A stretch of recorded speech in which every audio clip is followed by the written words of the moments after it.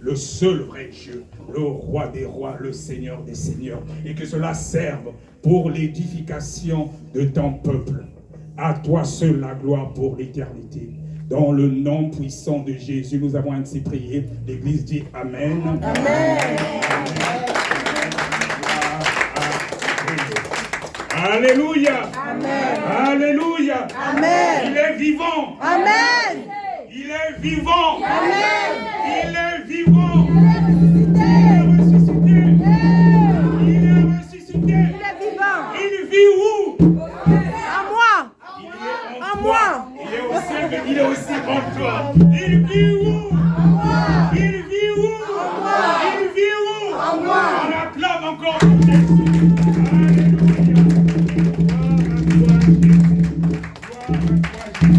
Oui, le Seigneur Jésus-Christ est bien là parmi nous. Il dit dans sa parole que là où 2 ou 3 sont réunis ensemble, non, il est là. Alléluia. Amen. Alors c'est un culte un peu particulier. Quand je devançais l'aurore aujourd'hui, j'ai prié pour qu'il y ait une onction particulière dans ce culte. Et je bénis Dieu pour ce qui s'est passé. Même celui qui n'a pas vu, je te garantis que tu ne sortiras pas d'ici comme tu es rentré. Chacun a reçu quelque chose, surtout les personnes qui étaient disposées. Alléluia. Bon, sans plus tarder, on va prendre maintenant nos Bibles, parce qu'on est limité par le temps. Voilà, je vais faire une courte prédication, et puis notre sœur Céline va continuer avec la seconde partie de son témoignage, donc je ne resterai pas longtemps, faute de temps. Donc je vais écourter la prédication que j'avais prévue. Donc nous allons aller dans le livre de 1 Thessaloniciens au chapitre 4, les versets 13 à 18. 1 Thessaloniciens, le chapitre 4, les versets 13 à 18. 1 Thessaloniciens 4, les versets 13 à 18.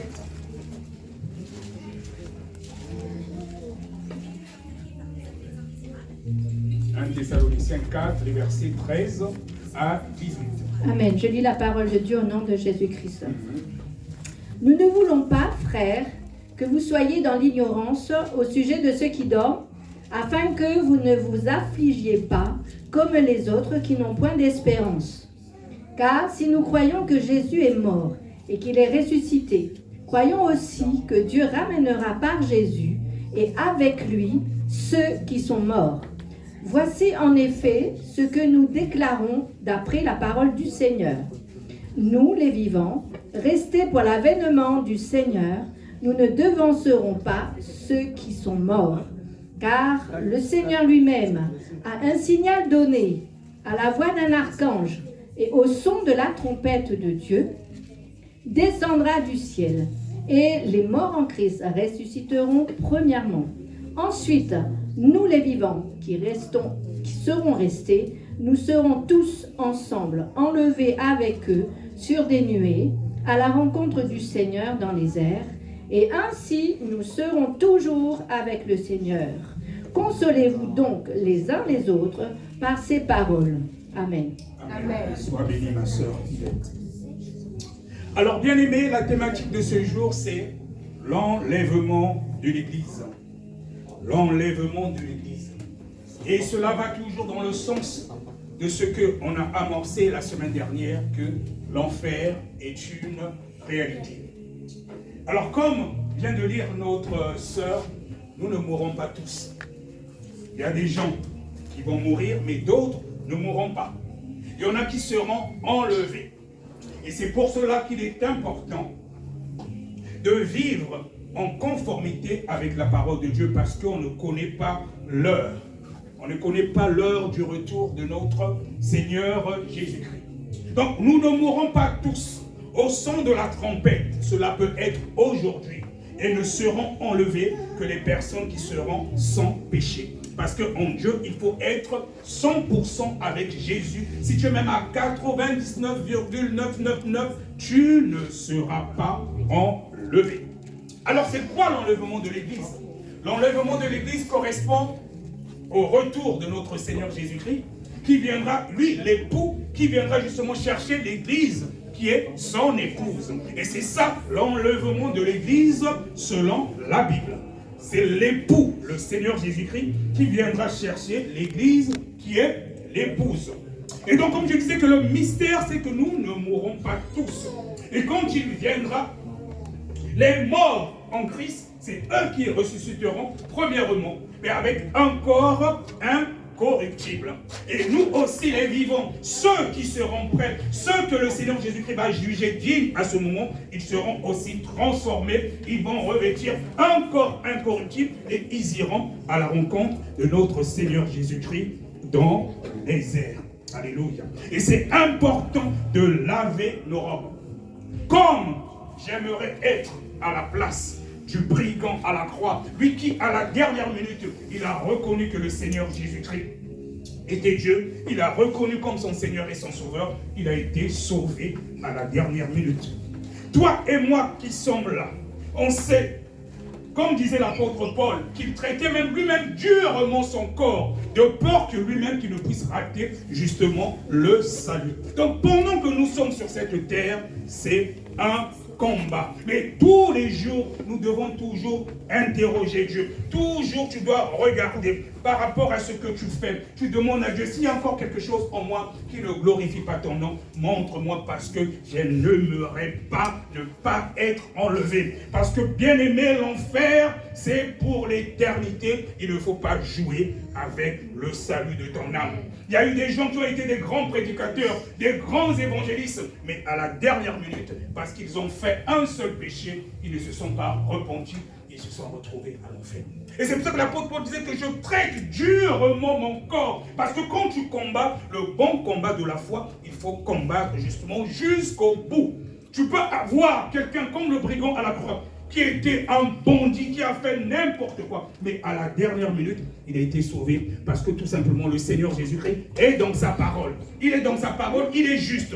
Donc, il ne s'agit pas, comme on dit souvent, que les premiers arrivés seront les derniers. Et comme il est même dit dans la parole de Dieu que les prostituées vous devanceront au royaume des cieux. Et c'est pour ça que souvent, il ne faut pas juger les gens. On prêche l'évangile, mais tu ne connais pas comment sera la fin de tout un chacun. Donc le brigand à la croix a été repêché à la dernière minute. Mais toi et moi, pendant que nous menons une vie de sanctification, mais s'il arrivait qu'avant de mourir, nous avons fait un seul péché, que oui, nous ne sommes pas repentis, nous pouvons rater le ciel.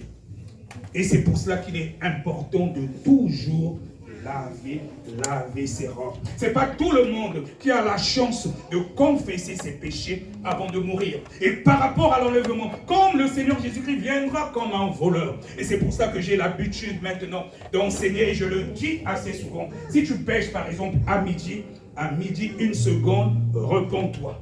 Réponds-toi. Il y a un serviteur de Dieu qui m'a dit que depuis qu'il avait suivi une de mes prêches, où je disais cela, ça l'aide beaucoup. Avant, ce n'est pas ce qu'il faisait. Il attendait le soir, avant de dormir, confesser les péchés. Mais entre-temps, dans la journée, si tu avais fait un péché, tu ne t'es pas repenti, le Seigneur Jésus-Christ venait dans l'enlèvement, tu ne pars pas. Tu ne pars pas.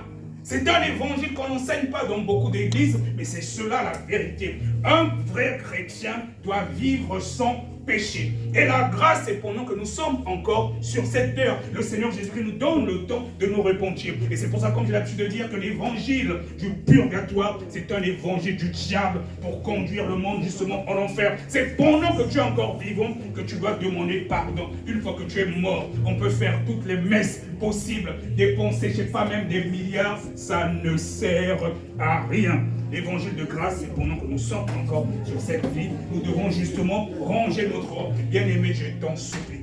Quand tu pêches, ne laisse pas que le péché reste en toi. Parce qu'après, ça peut devenir une forteresse. Même si tu as fait quelque chose où tu te sens vraiment mal, tu as même honte. Et le diable va venir te dire quelque chose où tu vas te culpabiliser. Ne te culpabilise pas. Tu dis, Seigneur, avec ma nature adamique, c'est pas facile. Mais je sais que tu es mort pour moi. Quand tu te réponds sincèrement, je te garantis, le Seigneur Jésus-Christ te pardonne comme le brigand à la croix. Mais à condition que tu sois sincère. À condition que tu sois sincère. Et il est mort justement. Il est venu pour les pécheurs. Il est venu pour les pécheurs. Il n'est pas venu pour les justes. Donc l'enlèvement. Comme il y a l'enlèvement, nous ne mourrons pas tous. Donc il y a certains qui seront enlevés. Mais ne seront enlevés que ceux qui seront prêts à ce moment-là. Pour aller au ciel, tu dois déjà commencer à vivre comme si tu étais au ciel. parmi nous ici, je vous dis, il y a des gens qui sont déjà au ciel et c'est Dieu qui connaît. Et il y a peut-être aussi malheureusement des gens qui ne sont pas encore au ciel. Et pourquoi? Parce que la Bible déclare que quand nous venons en Christ Jésus, nous sommes cachés dans les lieux célestes en Jésus-Christ. Donc ça veut dire qu'à un certain moment, nous allons revêtir le corps justement incorruptible parce que au niveau de notre être spirituel, parce que nous sommes aussi des êtres spirituels en esprit, il y en a qui sont déjà au ciel. Il ne faut pas seulement attendre de mourir.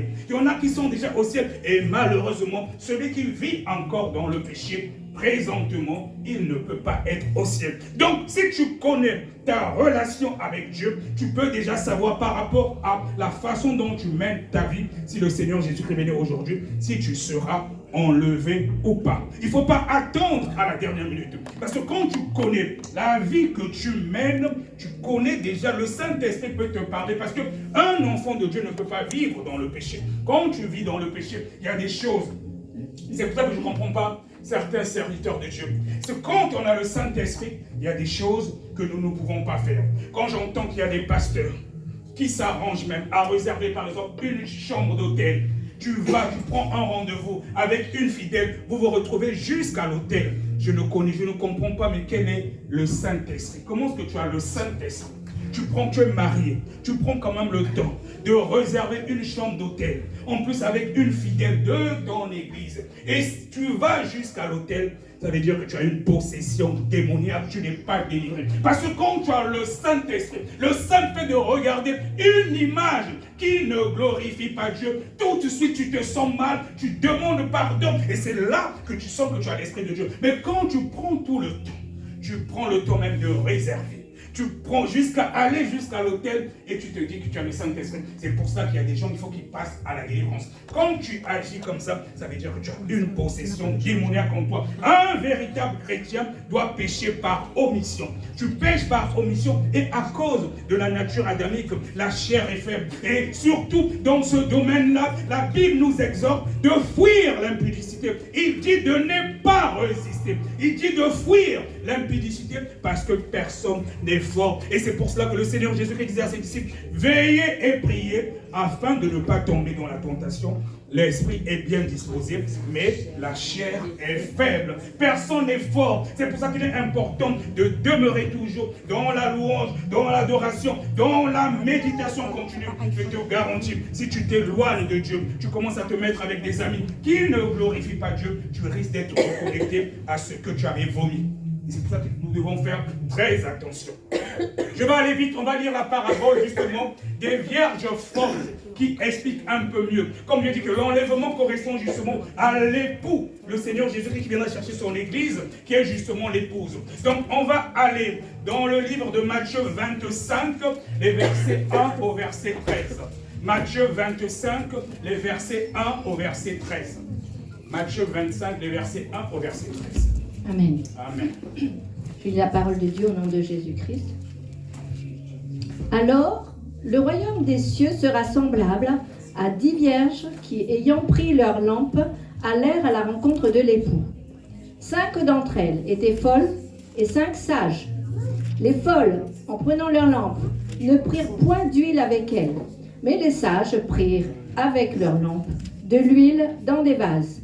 Comme l'époux tardait, toutes s'assoupirent et s'endormirent. Au milieu de la nuit, on cria « Voici l'époux, allez à sa rencontre !» Alors toutes ces vierges se réveillèrent et préparèrent leurs lampes. Les folles dirent aux sages « Donnez-nous de votre huile, car nos lampes s'éteignent. » Les sages répondirent « Non, il n'y en aurait pas assez pour nous et pour vous. Allez plutôt chez ceux qui en vendent et achetez-en pour vous. » Pendant qu'elles allaient en acheter, l'époux arriva. Celles qui étaient prêtes entrèrent avec lui dans la salle des noces et la porte fut fermée. Plus tard, les autres vierges vinrent et dirent « Seigneur, Seigneur, ouvre-nous » Mais il répondit « Je vous le dis en vérité, je ne vous connais pas. Veillez donc, puisque vous ne savez ni le jour ni l'heure. » Amen. Amen. Amen. Amen. Bien-aimés, nous devons veiller parce que nous ne savons ni le jour ni l'heure. Et comme je disais que donc l'enlèvement correspond au retour de notre Seigneur Jésus-Christ, lui l'époux, qui viendra justement chercher son église, qui est l'épouse. Et donc là, comme nous venons de lire, dans la parabole des vierges sages et des vierges folles, on va aller un peu rapidement. Donc je vais lire rapidement. Il est dit que alors le royaume des cieux sera semblable à 10 vierges qui, ayant pris leur lampe, allèrent à la rencontre de l'époux. Donc nous, l'église, l'épouse, nous partons à la rencontre justement de notre Seigneur Jésus-Christ. Et 5 d'entre elles étaient folles et 5 sages. Donc les vierges folles, on peut dire, ce sont des chrétiens qui ont reçu le Seigneur Jésus-Christ, qui sont même dépouillés, mais il y a peut-être des choses encore en ces chrétiens-là qui ne glorifient pas Dieu. Et les 5 sages, c'est des gens qui sont dépouillés du corps, âme et esprit, et ils vivent à 100% en conformité avec la parole de Dieu. Les folles, en prenant leur lampe, ne prirent point d'huile avec elles. Donc, elles ne prirent pas d'huile avec elles, mais les sages prirent avec elles leur lampe de l'huile dans des vases. Et comme l'époux tardait, toutes s'assoupirent et s'endormirent. Parce que des fois, parfois, on peut se dire, oui, ça fait un moment qu'on dit, il va venir. Il y en a après qui sont fatigués, se dit, bon, on dit que ça c'est un péché, je vais quand même essayer aujourd'hui. De toutes les façons, ça fait un moment qu'on dit qu'il va venir, il ne vient pas. Et quand tu tombes dans ce péché, et si le Seigneur Jésus-Christ venait, bah, voilà, tu ne seras pas enlevé. Ça, nous devons faire très attention. Donc, comme l'époux tardait, toutes s'assoupirent et s'endormirent. Au milieu de la nuit, on cria, voici l'époux, allez à sa rencontre. Alors toutes ces vierges se réveillèrent et préparèrent leurs lampes. Les folles dirent aux sages, donnez-nous de votre huile, car nos lampes s'éteignent.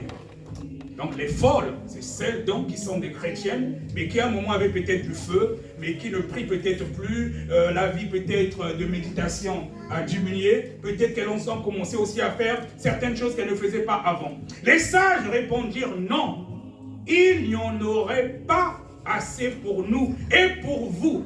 Allez plutôt chez ceux qui en vendent et achetez-en pour vous. Pendant qu'elles allaient en acheter, l'époux arriva. Celles qui étaient prêtes entrèrent avec lui dans la salle des noces et la porte fut fermée. Plus tard, les autres vierges vinrent et dirent, Seigneur, Seigneur, ouvre-nous. Mais il répondit, je vous le dis, en vérité, je ne vous connais pas. Je ne vous connais pas. C'est ce qui va se passer. Même chez certains chrétiens qui ont eu peut-être même à prophétiser, qui ont eu peut-être à faire des miracles. Mais si tu t'écartes de la présence de Dieu, il te dira, je ne vous connais pas. Et la Bible, c'est la vérité. Et le Seigneur Jésus lui-même a dit qu'en ce jour-là, beaucoup diront, j'ai chassé des malades en ton nom, j'ai prophétisé en ton nom. Il te dira, je ne te connais pas. Mon bien-aimé, est-ce que tu aimerais être dans cette situation?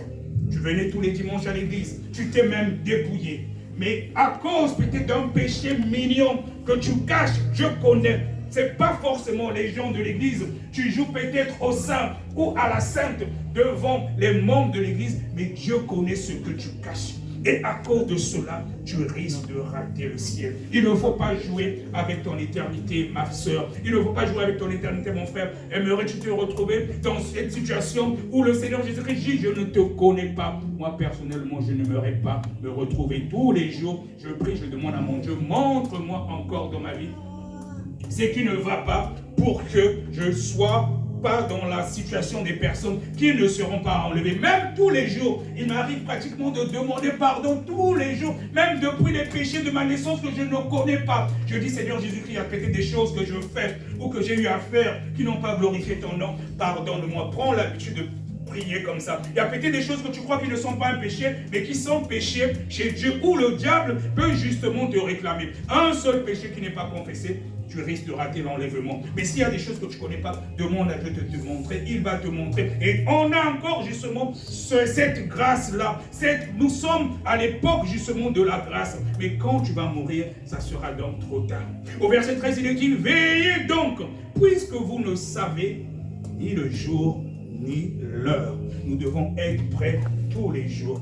Et ce qui est encore dommage dans cette situation, il arrivera, comme on dit souvent que le salut est individuel, il arrivera dans certains foyers, la femme sera peut-être prise, le mari va peut-être rester. Parce que le mari ne vit pas en conformité avec la parole de Dieu. Ou peut-être dans certains foyers, certains enfants seront pris, d'autres ne seront pas pris. Bien aimé, il ne faut pas rater l'enlèvement. Parce que quand le Seigneur Jésus va enlever son église, il n'y aura plus le Saint-Esprit. Et c'est là que les pleurs et les grincements de dents vont commencer. Il y aura une torture pas possible. Surtout nous les chrétiens, nous serons tellement torturés. Le diable sera tellement en colère. Il va dire, c'est vous qui m'avez combattu. C'est vous qui avez reçu l'homme juste là. Mais tel qu'on va te torturer, ça fera tellement mal que tu seras obligé d'accepter la marque de la bête. Or, si tu acceptes la marque de la bête, ça veut dire en même temps, ça sera l'enfer par la suite. Je vous en supplie, je nous conjure de ne pas rater l'enlèvement tous les jours. Même si tu es peut-être pauvre dans cette vie, tu te dis, je préfère même rester pauvre, que les gens se moquent de moi. Il n'y a rien de mieux que le salut de notre âme. Il n'y a rien de mieux que le salut de notre âme. Même si tu vis peut-être dans des conditions compliquées, des fois tu as l'impression que Dieu t'a abandonné. Dieu ne t'a pas abandonné. Il y a peut-être quelque chose en toi que tu n'as pas encore rangé. Et il dit, cherchez premièrement le royaume des cieux, il te donnera le reste. Ne joue pas avec ton éternité. Ma soeur Yvette, tu peux lire rapidement le livre de Luc, au chapitre 17, le verset 34, avant de laisser la place à notre soeur Céline. Luc 17, le verset 34.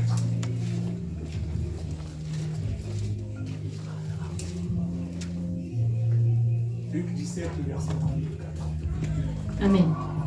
Donc, je lis la parole de Dieu au nom de Jésus.